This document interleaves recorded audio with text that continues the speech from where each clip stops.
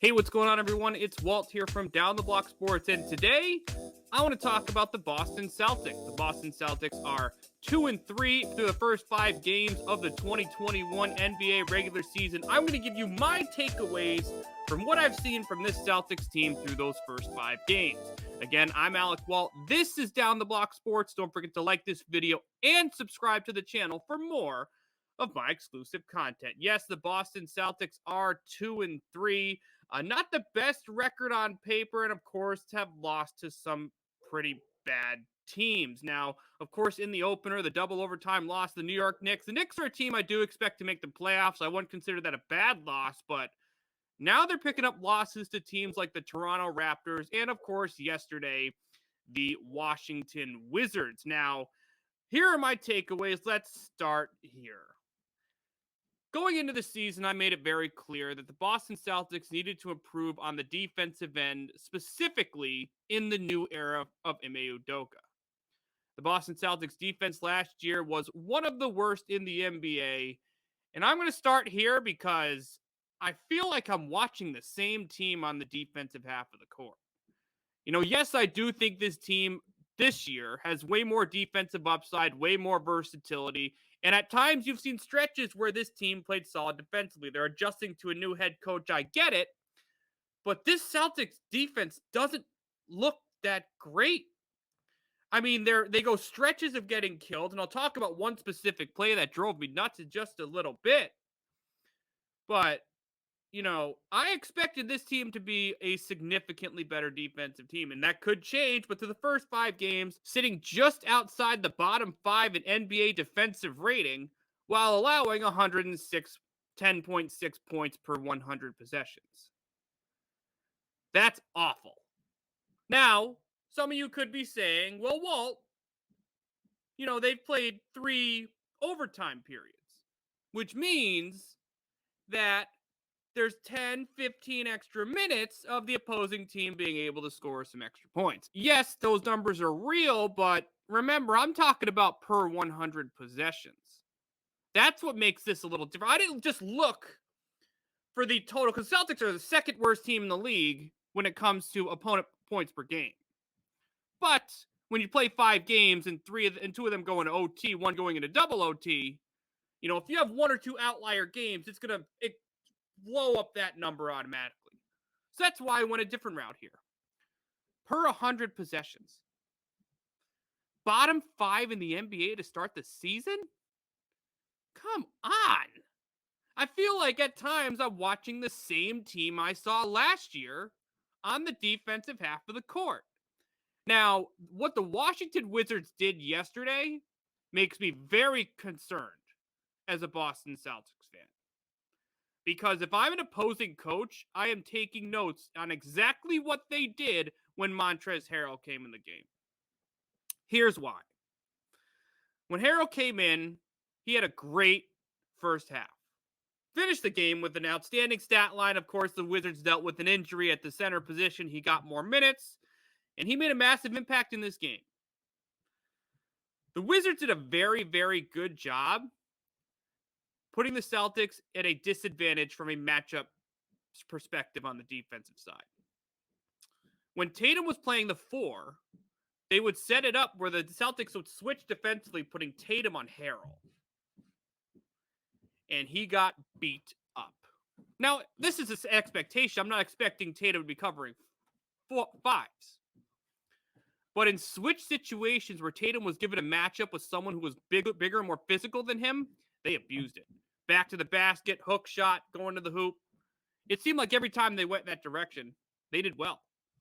And if I'm an opposing coach and the Celtics want to keep playing small after they make a change to the bench, because they obviously start with the 2 big men, it's a matchup that's been killing the Boston Celtics. And, I mean, I personally would prefer Jason Tatum to play the 3 more than the 4, but I understand in today's positionless game, when you get switched up against the matchup, you have to be able to be more successful. The Wizards across the board, man, just embarrassed this team offensively. I mean, this team gave up 116 points. Harrell led the team with 25. I mean, you'd expect the guy to lead the team in points would be Beal. I mean, he only had 17, had a very solid game, massively inefficient, 7 for 25. Here's the thing. If you were to tell me Beal wouldn't have led the team in points and would have shot 7 for 25 and 0 for 6 from the three-point line, I would have told you the Celtics would have won. And here we are, and they lost by 9. I mean, you got to give credit to the Wizards here because they found other ways to score points. Dinwiddie dropped 22. Kuzma had 12 and Nate, who's off to a really solid start to his career with the Washington Wizards. But what's been killing the Celtics to start the season is they don't play 48 minutes of basketball. They don't play consistently on the defensive end. They got crushed in the second yesterday, giving up 38 points. If you're giving up 38 points to the Wizards, what's going to happen when you play the Bucks, the Lakers, the Heat, some of the other elite teams in the NBA? The NBA scheduling gave the Celtics a pretty nice gift to start the season. They really did if you think about it. The Knicks, Raptors, Rockets, Hornets, and Wizards is not a tough schedule. Now, the Knicks are a playoff team. I'll give them respect for what they've done. But your first home game, you lose to the Raptors, 115 to 83. Congratulations, you get 2 road wins. They almost lost to the Hornets. But then you go back to the TD Garden and lose by 9 to the Wizards? I understand it's early. I understand it's a new head coach. I understand the defense is something you can't expect to be perfect early on. But I'm seeing a lot of similarities through the first 5 games that I saw last season. Now, the offense is great. Tatum and Brown are elite.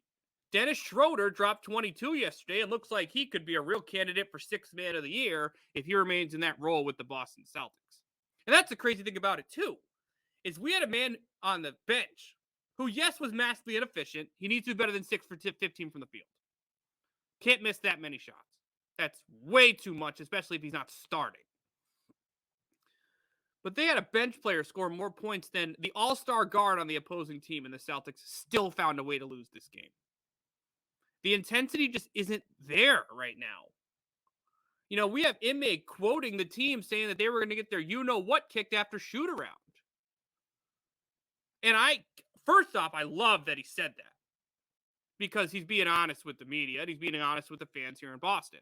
And he's being honest with his players. He's been honest this whole time. No, I get it. It's a new coach. It's a new era. There's things you need to figure out. But while you're figuring things out, you shouldn't be losing these games. And, the Celtics have a lot to work on. I made it very clear their defense needed to improve. And right now they're bottom 5 in the NBA per 100 possessions. I made it clear the ball movement needed to improve. Offensively, I'm not really worried, especially if you can have someone like Schröder coming off the bench to be a true spark plug and give you 15 or so points per game, while Jason Tatum and Jaylen Brown and other members of this offense contribute on a consistent basis, which you expect them to do here in this season. But my takeaways for the first 5 games is the Celtics need to stop acting like this is last year. Because, again, I'm seeing it a lot. And yes, I'm giving Ime a lot of credit, but some of these DMPs have been a little weird. Like, does anyone else find it a little weird that Peyton Pritchard and Aaron Nesmith didn't play yesterday? Now, with Schröder coming off the bench, it was obviously going to affect their playing time. But that is something that we need to watch out as Celtics fans. Is this rotation? Because Pritchard didn't play yesterday. Nesmith hasn't played the last 2. And Langford's dealing with an injury. Those are 3 young draft picks you've invested first-round picks in who aren't even seeing the court right now. Now, are they in Ime's doghouse? Maybe. I haven't been truly impressed with any of them, so maybe he's having them earn a spot. The one young draft pick who's actually playing is Grant Williams, who's had 2 games where he's played over 30 minutes in those games. So he's looked like someone who has definitely earned the trust of this new coaching staff. But the one thing I will say is Ime does have 7 or 8 guys he knows he can trust on the court on a nightly basis. When you see the starting lineup of Smart, Brown, Tatum, Horford, Williams, with the first two guys off the bench being Schröder and Richardson, that's very good. The Celtics have 7 potential starting caliber guys in their rotation, which I expect to shrink as games get more intense later in the season. But if that's going to be your seven or so man rotation as your core group, you can't go stretches of just bad basketball. You can't give up 38 points. You can't, in certain situations, trail by 15 or more points in some of these games. And unfortunately, to start the season, that's been a reality for this team. Now, they did come back in that Charlotte game. Great. But what was the problem with this team last year? They'd get caught behind too quickly, or they'd have a lead and get rid of it. I know it's 5 games, but I'm seeing a lot of similarities that I hope get cleaned up over the next few games. The Celtics do see the Wizards again on the 30th of October. The game is in Washington. That is the Celtics, of course, next game. So they have a couple days off to prepare for the Wizards, but it's very clear what the Celtics need to do moving forward. They got to clean up on the defensive side. They need to play 48 minutes of basketball. They do that, they won't be 2-3. But they're 2-3 with a schedule that really isn't that difficult. They're not going to be playing the Rockets and the Hornets and the Raptors all season. Sooner or later, we're going to get the Bucks, the Heat, the Lakers, the Nuggets. You don't play 48 minutes of basketball against them, we're going to start seeing more L's coming here in the schedule. Because we got Washington, Chicago, Orlando, Miami, and Dallas as our next 5 games. I expect 4 of those teams to make the playoffs, or at least play in one of the play-in games in the playoffs this upcoming season. Get ready, Celtics fans. Let's see if this team can pick it up and turn things around early on in the season. But those are my takeaways early on here for the Boston Celtics. I hope to see some changes over the next few weeks. That's going to be it for my reaction to the Boston Celtics through the first few weeks of the season. What do you think of the Boston Celtics? What are your takeaways from what you've seen here in 2021? Feel free to comment that below.